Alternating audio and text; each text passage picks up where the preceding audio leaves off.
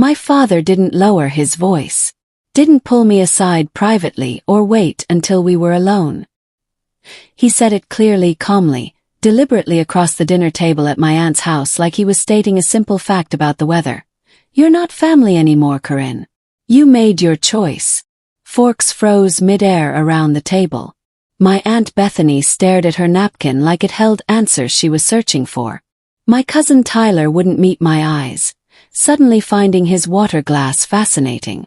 My Uncle Warren shifted uncomfortably but said nothing. The silence that followed those words was heavy and suffocating. My heart slammed so hard against my ribs I felt dizzy, my vision tunneling slightly as blood rushed in my ears. But what hurt most wasn't the public nature of the declaration or even the words themselves. It was the way my father leaned back in his chair afterward, satisfied, almost pleased with himself, like he'd just won something important. Like he'd successfully executed a plan he'd been building toward. I felt stripped, exposed, erased in front of everyone who'd once claimed me as family, as someone who belonged at their tables and in their lives. The betrayal wasn't just that he'd disowned me. It was that he'd done it as performance, as punishment delivered publicly to maximize humiliation, as a lesson for everyone watching about what happened when you didn't comply with his wishes or submit to his control. I felt heat rush up my neck and into my face. My hands trembled under the table where no one could see them, fingers gripping my napkin so tightly the fabric bunched painfully in my fists. Every instinct I possessed screamed at me to do something, to explain my side, to defend myself against whatever story he'd been telling that had led to this moment, to beg him to reconsider or at least to discuss this privately rather than humiliating me in front of everyone. But I didn't do any of those things. Instead, I took a slow breath, met my father's eyes directly across that table, and said one word. Okay. The room cracked open. The confident satisfaction on my father's face faltered, just for a second. His smile flickered and his eyes narrowed slightly with something that looked like confusion or maybe concern. That single second told me everything I needed to know about what was actually happening. He hadn't planned for my agreement. Hadn't expected calm acceptance of his declaration. He'd planned for my collapse. For tears or begging or an emotional breakdown that would confirm whatever narrative he'd been constructing about me being difficult, unstable, or ungrateful. My simple acceptance had disrupted his script. Had taken away the reaction he'd been counting on to validate his decision publicly and make himself look justified to everyone watching. I'd refused to perform the role he'd written for me. And that unexpected deviation from his plan had revealed something. This was about control, not actual family bonds or my supposed failures. This was about punishment for not obeying. I'm Corinne Ashford, 34 years old. A woman who'd built a stable, independent life as a project manager for a technology consulting firm. I'd always been the dependable daughter. The one who fixed family messes quietly. Who mediated conflicts. Who remembered birthdays and organized gatherings. Who loaned money that was never repaid and provided help that was never acknowledged. I'd built my own life carefully. Owned my condo, advanced my career, maintained friendships and romantic relationships outside the family drama that seemed constant. I paid my own way always, showed up early to family events and stayed late to help clean up. Emotionally and literally, I'd been the reliable one. Fixer. The person who could be counted on to absorb discomfort so others didn't have to deal with consequences. In my family, I'd realized sitting at that table with my father's declaration hanging in the air. I'd been useful rather than cherished. Valued for what I did rather than who I was. My role had been to support my father's decisions, to enable his control over family dynamics, to never question or contradict him publicly. As long as I fulfilled that function, I was family. The moment I'd stepped outside that role, I'd become disposable. That realization that my place in my family had always been conditional on my compliance was both devastating and clarifying.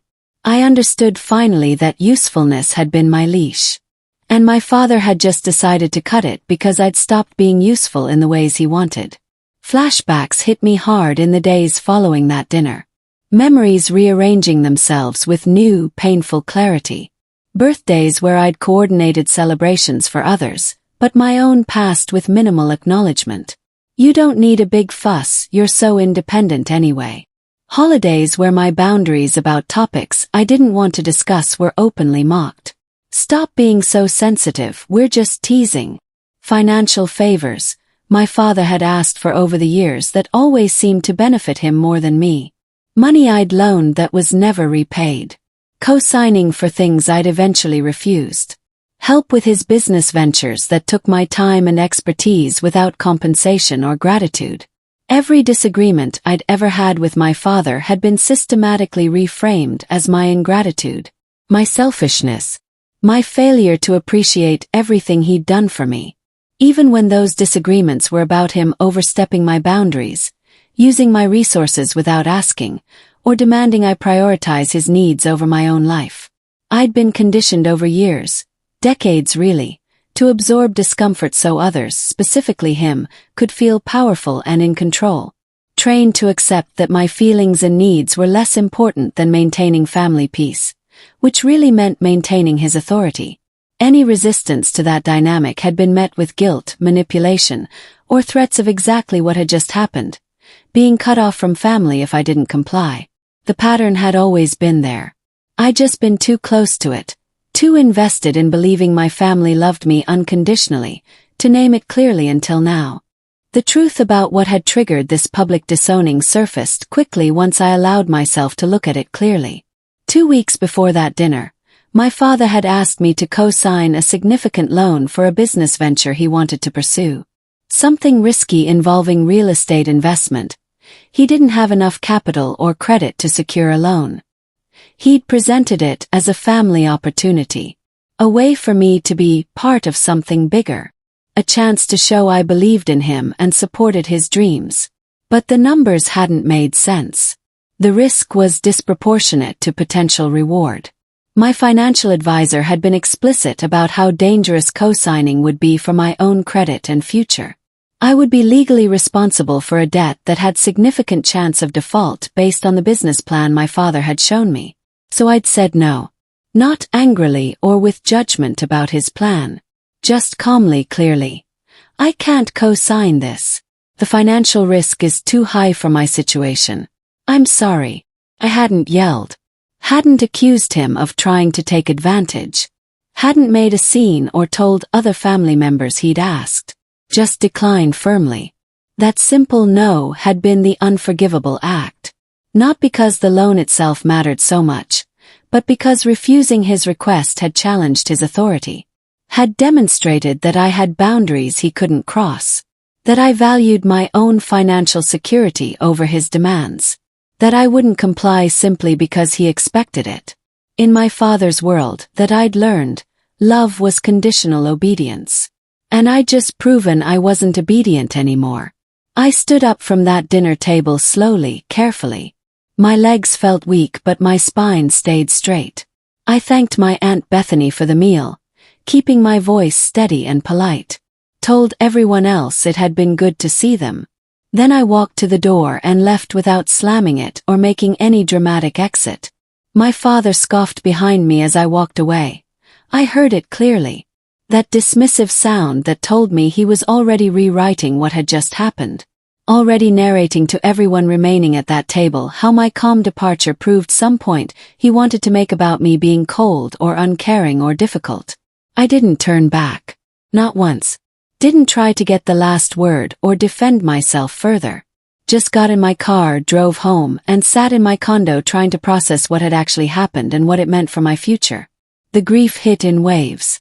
Not just for losing my father, though that was painful, but for losing the illusion that my family's love had been real and unconditional. For realizing that my place in their lives had always been contingent on my usefulness and compliance. That I'd been valued as a tool rather than cherished as a person. That grief was deep and complicated. Mixed with relief I didn't want to examine too closely yet. Relief that the exhausting performance of being the dependable daughter was finally over. That I didn't have to manage his expectations or absorb his control anymore. that maybe being cut off from that toxicity was actually a gift disguised as punishment. Within 3 days, the silence broke. Text messages started trickling in from extended family members, cousins, my uncle, even my father's sister, my Aunt Bethany who'd hosted that dinner. All of them expressing concern that was thinly disguised as accusation. Your father is heartbroken about what happened. He's devastated that you're being so difficult. Can't you just apologize and make things right? None of them asked for my side of the story. None wondered what had actually caused the conflict.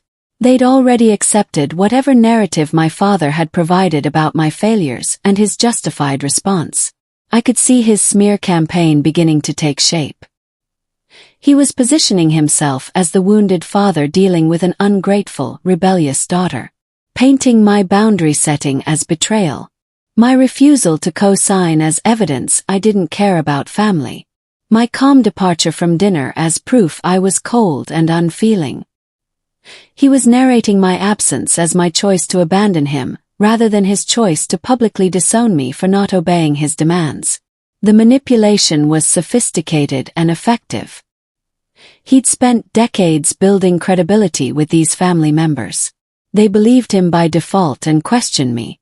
I wanted to defend myself, to send long messages explaining what had actually happened and why, to correct his lies with documented evidence. But I didn't. Instead, I responded to each message briefly, politely, and calmly. I understand this is difficult. I'm doing what's best for my own well-being. I don't want to discuss the details.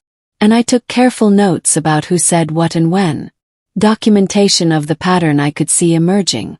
I made a conscious choice in those early days. Strategy over reaction. Every instinct screamed at me to defend myself publicly, to post on social media about what had really happened, to send group messages to family correcting his narrative, to fight back emotionally and loudly so everyone would know my side. I wanted desperately to scream my truth to anyone who would listen. But I didn't. I responded to concerned family members politely, briefly, consistently, refused to argue or defend myself in detail, kept my explanations simple. This is between my father and me. I'm not comfortable discussing the specifics. When pushed, I'd add, I understand you care about him. I hope you can respect that I need space right now.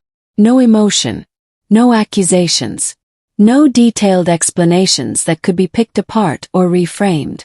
The restraint was excruciating. But I'd learned something important from that dinner table moment when my calm okay had disrupted my father's script.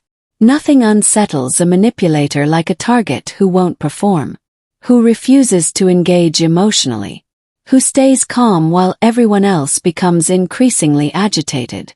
My silence and composure were weapons more powerful than any argument could be, because they forced my father to keep escalating his narrative without getting the reactions that would validate him. He needed me emotional and defensive to prove his point about me being unstable. My refusing to provide that reaction undermined his entire strategy while making him look increasingly unreasonable as he pushed harder for response I wouldn't give. About 2 weeks after the dinner, cracks started appearing in my father's narrative. A relative, my cousin Tyler's wife Natasha, who'd been at that dinner, asked a careful question in a text to my aunt. I only heard about it later, but apparently she'd said, I'm trying to understand what exactly Corinne did that was so terrible. Your brother keeps saying she betrayed the family, but what was the actual betrayal?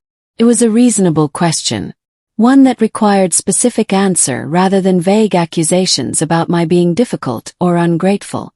My father's response, according to what my aunt later told me, shifted depending on who he was talking to. To some family members, I'd refused to help when he needed me. To others, I was trying to control his life decisions. To a few, I'd apparently disrespected him publicly. The details changed. The story evolved. Each version was slightly different, tailored to the specific audience but collectively inconsistent. I wasn't present for these conversations, wasn't defending myself or pointing out contradictions. But inconsistency travels faster than truth in families where people talk to each other. Tyler's wife mentioned to my aunt that the story didn't seem to match what my uncle had been told. My aunt mentioned to another cousin that she wasn't sure she understood what had actually happened anymore. Small doubts, quiet questions. Nothing dramatic or openly skeptical. But enough to plant seeds that maybe my father's version wasn't the complete truth. That maybe there was more to this situation than his narrative of wounded father and ungrateful daughter allowed for. Weeks passed and something unexpected happened. My life improved. Not dramatically or immediately, but noticeably. My sleep got better. I'd been having trouble sleeping for months without realizing the chronic low-level stress of managing my father's expectations had been disrupting my rest. Now I was sleeping through the night regularly. My work performance sharpened. I'd been competent before, but now I found myself more focused, more creative, more engaged. Without the constant background noise of family drama and my father's judgment, I had mental energy to invest in projects and relationships that actually mattered to me. My confidence returned quietly. The self-doubt that had been constant companion. Am I being selfish? Am I doing enough? Should I try harder to please him? Started fading, replaced by clarity about my own values and needs. I wasn't free yet, still processing grief and anger, still dealing with family members' judgments. Still figuring out what life looked like without the family structure that had defined so much of my identity. But I felt clearer, more myself than I'd been in years. Like I'd been performing a role for so long I'd forgotten what it felt like to just exist without constant self-monitoring and adjustment to meet someone else's expectations. The absence of my father's control created space I hadn't realized I'd been missing. And that space, despite the pain, felt like breathing after years of holding my breath without knowing I'd been doing it. The unexpected call came late one night, about 6 weeks after the dinner. My cousin Tyler's voice was low, careful, like he was worried about being overheard. "Corinne, do you have a minute? I need to talk to you about something." We hadn't spoken since that dinner. He'd been among those who'd seemed to accept my father's narrative without question. So hearing from him directly with that cautious tone immediately got my attention. "I think something's off with your dad's story," Tyler said without preamble. "The numbers don't add up.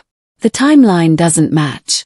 And he's getting more aggressive about making sure everyone knows you're the problem, which seems weird if you're really as terrible as he says." It wasn't loyalty to me that had cracked Tyler's acceptance. It was logic. He'd been watching the pattern. My father's escalating narratives, the inconsistencies, the way details changed, and his analytical mind had started questioning what he was being told. "He keeps saying you abandoned the family," Tyler continued. "But you've been the one organizing things for years. You're the one who remembered everyone's birthdays. You showed up to everything.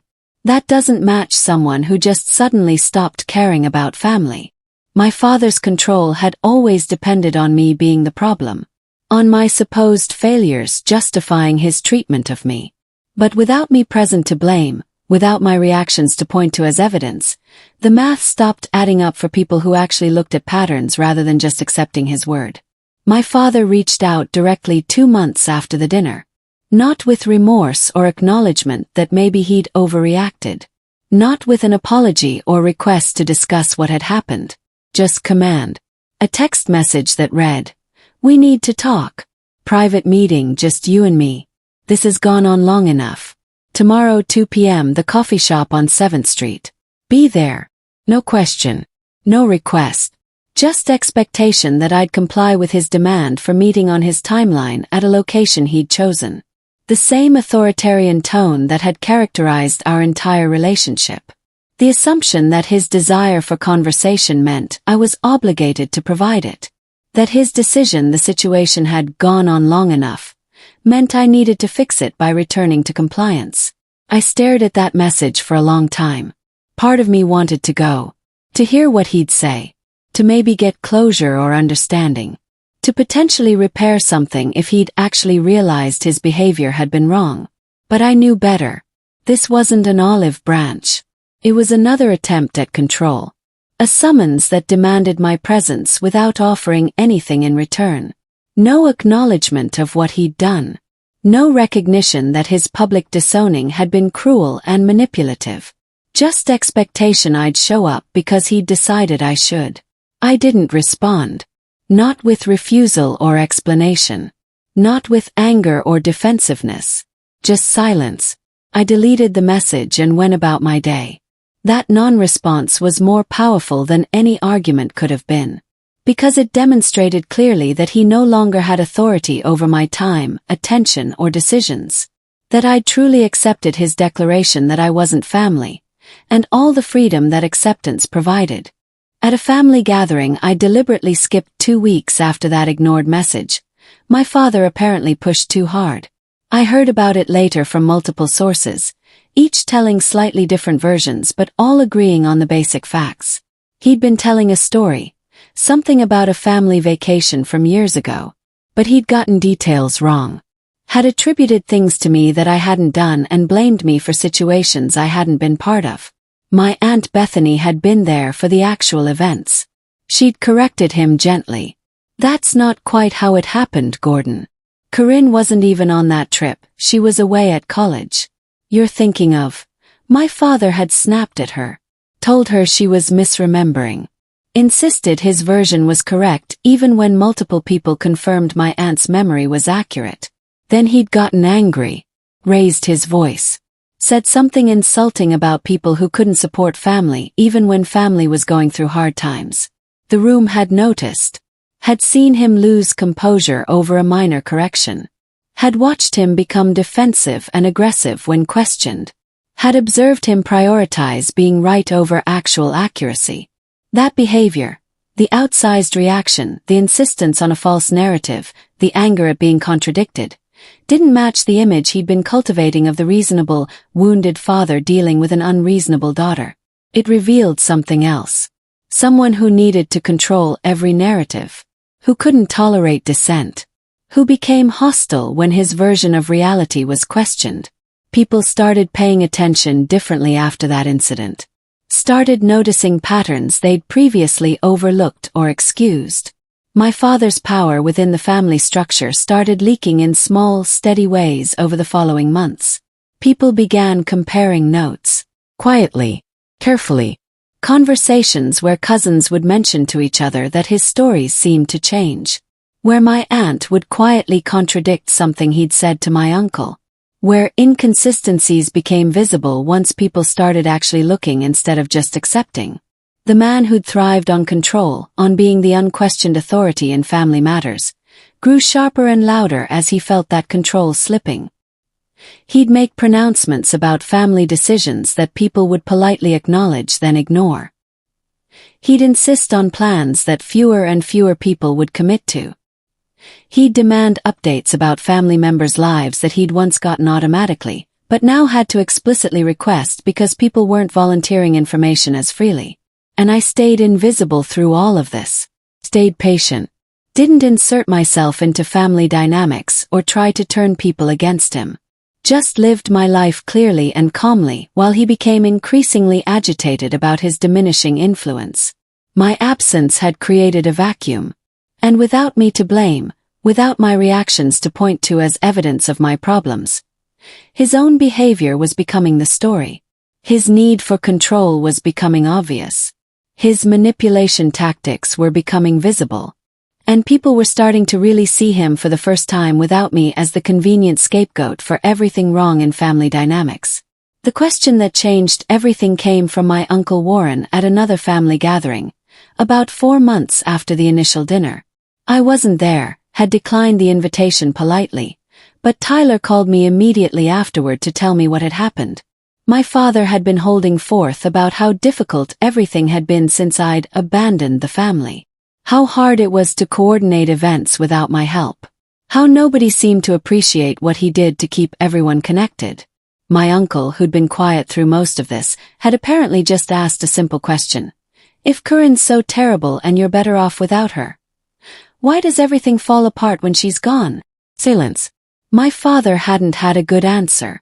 had tried to deflect, to reframe, to explain that he'd been managing fine, that things were just naturally more complicated lately for unrelated reasons. But the question sat there, unanswered, making everyone think about what had actually changed.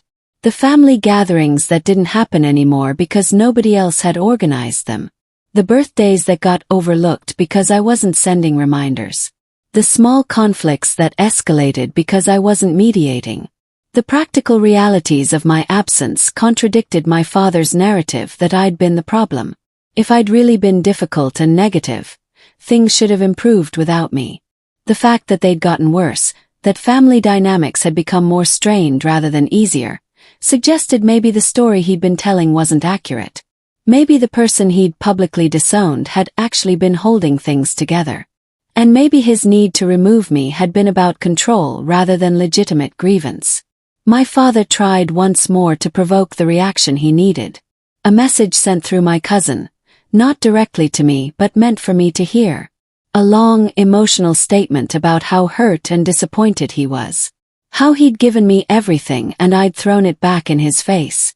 How family was supposed to matter but I'd chosen my own selfishness over loyalty. The message was calculated to make me feel guilty. To make me respond with either defensiveness or an apology. To give him something he could use to demonstrate my problems to everyone who was starting to question his narrative. I got the message through Tyler, who'd been asked to pass it along. Tyler prefaced it by saying, "I don't agree with this," and I told him I wouldn't pass it on. "But I thought you should know what he's saying." I read through the message carefully. Felt the familiar pull of guilt and the instinct to defend myself. But I didn't take the bait. Instead, I crafted a single-line response and asked Tyler to pass it back if my father asked. I respect his decision about me not being family anymore. That was it. No argument. No emotion. No detailed rebuttal of his accusations. Just simple acknowledgement of what he'd said at that dinner table 4 months ago. Turning his own words back at him without attacking or defending. The message enraged him, according to Tyler. Because it didn't give him anything to work with. Didn't provide the emotional reaction he could point to as proof of my instability. Didn't offer the apology he wanted. Just calm acceptance of the boundary he'd established. Using his own declaration against him in a way he couldn't argue with without admitting he'd been wrong to make it in the first place. Family invitations started coming directly to me again around 5 months after the initial dinner. Not through my father. Not with his knowledge or permission. Just individual family members reaching out. Coffee with my cousin. Dinner with my aunt. Birthday celebration with Tyler's kids. Nothing dramatic. No announcements of reconciliation. Just quiet recognition that maybe cutting me off had been wrong. That maybe they wanted relationships with me independent of my father's approval. I didn't campaign for this. Didn't ask people to choose sides. Simply showed up as myself. Present. Reliable. The person I'd always been without the performance anxiety of trying to please my father. Without second-guessing every word. Without walking on eggshells or managing his reactions. The difference was apparently noticeable. Multiple people commented that I seemed lighter, happier, more myself than they'd seen me in years. They didn't say it directly, but the implication was clear. Removing my father's influence from my life had been good for me. Had allowed me to be someone more authentic and relaxed. That observation, even when left mostly unspoken, raised questions about what kind of relationship I'd had with him. Why his absence improved my well-being. What that suggested about his behavior and its impact. I wasn't trying to turn people against him. But my visible improvement without him was evidence that didn't require explanation. That spoke to the toxicity of dynamics he'd established and maintained. The comparison was becoming impossible to ignore. Me calm and healthy after being cut off. Him increasingly agitated and controlling in his attempts to maintain family authority. The confrontation I didn't initiate happened at Tyler's daughter's birthday party 6 months after the dinner. I'd been invited. My father had also been invited. Tyler had told both of us the other would be there and left it to us to decide whether to come. I went because I'd promised Tyler's daughter I'd be there. Because I'd bought her a gift and wanted to celebrate with her. Because I wasn't going to let my father's presence dictate where I could and couldn't go in my own family. My father showed up an hour into the party. Saw me across the yard talking with my aunt. His face tightened, but he didn't leave. Instead, he cornered me near the food table where others were close enough to overhear. His voice was low but intense. Accusatory. You've been turning everyone against me. Poisoning them with your version of things. Undermining me behind my back. I listened calmly while others watched. Didn't interrupt or defend myself. Just let him speak uninterrupted until he finished his accusations. When he stopped, waiting for my response, the silence stretched uncomfortably. Finally I said quietly, I haven't spoken to anyone about what happened between us. You're free to ask them. It was true. I'd refused to discuss details with family members who'd asked. Had maintained that it was between him and me. Hadn't badmouthed him or shared his text messages or explained his manipulation tactics. The contrast between my calm, brief response and his agitated accusations did all the work. My father's voice rose when my quiet response didn't give him the argument he'd been seeking. He started talking louder, dismissing things people said when they tried to de-escalate. Claiming authority nobody had actually given him over family matters and decisions. I'm the one who holds this family together, he insisted, voice carrying across the yard. I'm the one who's been there for everyone. And this is the thanks I get. Someone, I think it was my uncle, tried to suggest they could talk about this privately later. My father turned on him. Don't tell me what to do. I don't need advice from someone who can't even manage their own kids. The insult hung in the air. Uncalled for. Aggressive. Revealing. People had been making excuses for my father's behavior for months. Explaining away his intensity as stress or hurt feelings. But this was undeniable. The mask had fully slipped. His need to dominate every situation, to be unquestioningly obeyed, to lash out at anyone who suggested moderation. All of it was visible now. The control tactic that had always worked for him was backfiring. Because you can't dominate a room of people who've already stopped believing you have the right to. You can't demand obedience from people who've noticed the pattern of manipulation. You can't maintain authority through fear and guilt when people have started comparing your words to reality and finding consistent gaps. I stayed quiet through all of this. Didn't defend myself or attack him. Just stood there calmly while he unraveled. While his behavior demonstrated exactly what I'd been dealing with privately for years. While the family saw clearly what I'd never needed to explain. The shift was subtle but complete. Over the following weeks, family members stopped asking me to fix it with my father. Stopped suggesting I should apologize or make peace. Stopped framing the situation as something I needed to repair. Instead, they started asking him to explain. To account for his behavior. To justify the gap between his claims about being the wounded party and his actual conduct that looked increasingly controlling and aggressive. Why did you cut Corinne off? My aunt asked him directly, I heard later. She won't tell us details, says it's private. But your reasons keep changing. What actually happened? He couldn't answer consistently. His story shifted too much depending on audience and what he thought would be most sympathetic. That inconsistency, combined with my refusal to engage in counter-narrative, made him look unreliable. Made people wonder what he was hiding. Made his version of events seem increasingly questionable compared to my consistent silence and calm behavior. The family dynamic had fundamentally changed. I was no longer the problem they needed to solve or manage. I was the reference point against which his behavior was being measured. My calm consistency, my refusal to engage in drama, my visible well-being after being cut off, all of it made his agitation and control tactics more obvious. The comparison revealed truth I'd never had to explicitly state. That's when I knew the story had changed. That the narrative he'd tried to establish, difficult daughter abandoning wounded father, had been replaced by what people could actually observe. Controlling man losing authority over daughter who'd set healthy boundaries. I was no longer the problem in family discussions. I'd become the reference point, the standard against which behavior was being measured. When my father would complain about someone not doing what he wanted, someone would point out that maybe they were setting boundaries like I had. When he'd insist on his version of events, someone would note that his story differed from what others remembered, like it had with me. My calm consistency made his volatility more obvious. My boundaries made his demand for control more visible. My refusal to engage in drama highlighted how much drama he created.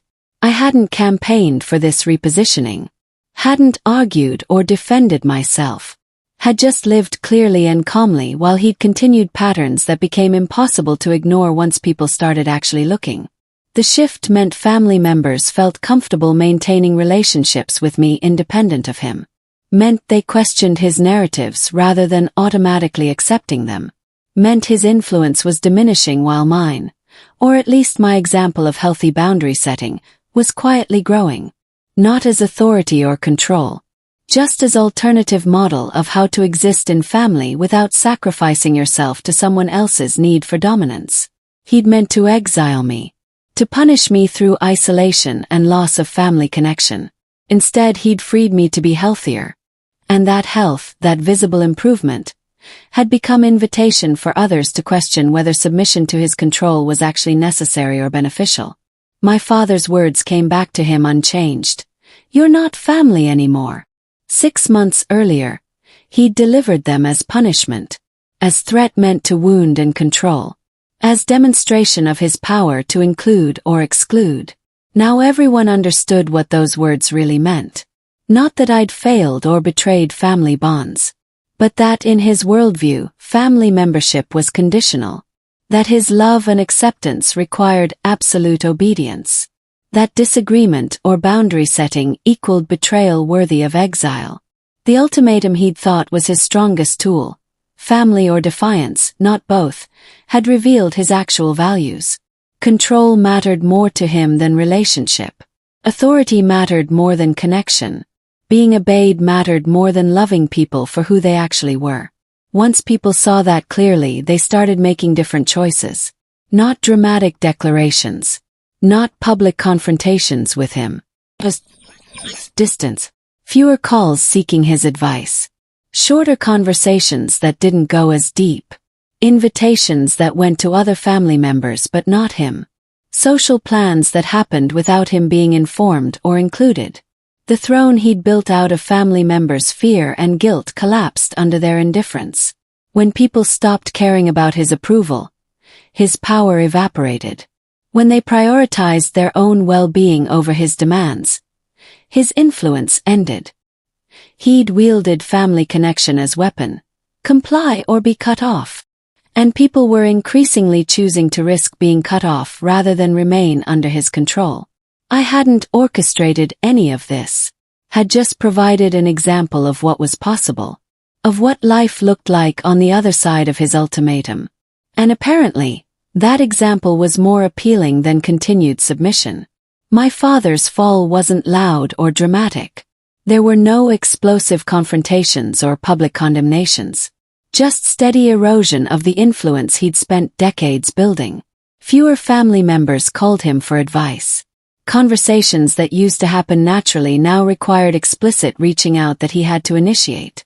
Invitations to family events slowed and sometimes stopped altogether.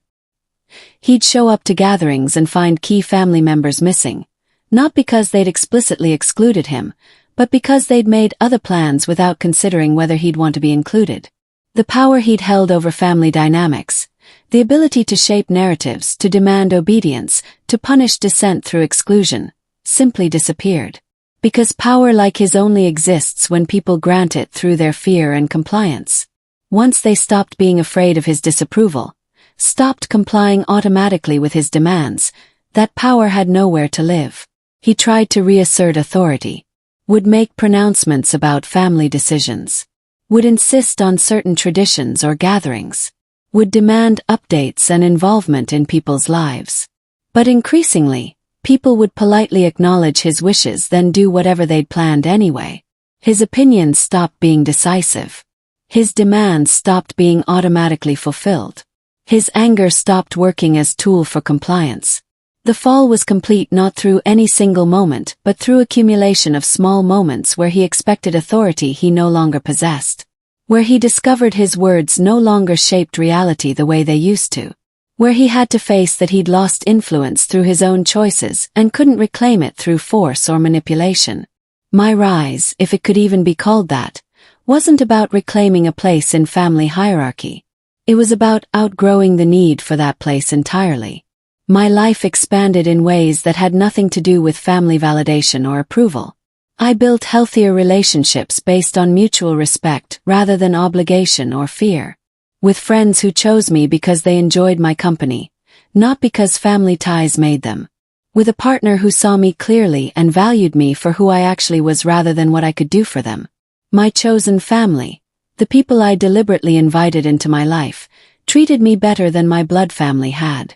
Showed up with consistency and kindness I'd spent years providing to people who'd taken it for granted. Offered support without strings or conditions. My career advanced as I invested energy previously spent managing family drama. I took on projects I'd been too exhausted to pursue. Advocated for myself in ways I'd never felt confident doing. Set boundaries professionally that I'd practiced setting personally. My well-being improved measurably. Anxiety decreased. Confidence increased. Life felt lighter, easier, more aligned with who I actually wanted to be rather than who I'd been performing as. I wasn't surviving anymore, waiting for things to get better or for my father to change or for family to appreciate me. I was thriving, building a life I'd designed around my own values and needs, creating peace that didn't require anyone's permission or approval. That expansion was my actual victory. Not defeating my father or changing his behavior, but freeing myself from needing his validation to feel worthy. Outgrowing the cage his control had created. Discovering I'd always had permission to live differently. I just hadn't believed it until circumstances forced me to test it. Looking back now, more than a year after that dinner where my father declared I wasn't family anymore, I understood what had actually happened. He'd thought he was punishing me. Delivering ultimate consequence for my disobedience. Demonstrating what happened when family members didn't comply with his wishes or submit to his authority. But he'd actually freed me. Released me from obligations I'd been trained to feel but never truly owed. Given me permission, through his cruelty, to build life on my own terms without guilt about disappointing him or failing to meet expectations. My agreement hadn't been surrender. It had been strategy. Accepting his terms had disrupted his plan in ways he never anticipated. Had taken away the power of his threat by embracing rather than fighting it. Agreeing that yes, I would leave, would stop trying to earn his approval, would build life elsewhere. That had been liberation disguised as loss. Walking away with my dignity intact had become the ending he'd never controlled. He'd written a script where I'd beg, break, and eventually comply. Where his punishment would force me back into line. Where he'd maintain power through my desperation to be included. Instead, I'd walked away steadily and built better life without him. Demonstrated that his inclusion wasn't necessary for my happiness. Proved that I could not only survive his rejection but thrive because of it. And that, my visible well-being without him, my peace without his approval, my freedom from his control, was the truth he'd never expected to tell. That families built on obedience rather than love can be walked away from. That connection requiring submission isn't connection worth keeping. That the person brave enough to say, okay, when threatened with exile might discover that exile was the gift they'd needed all along.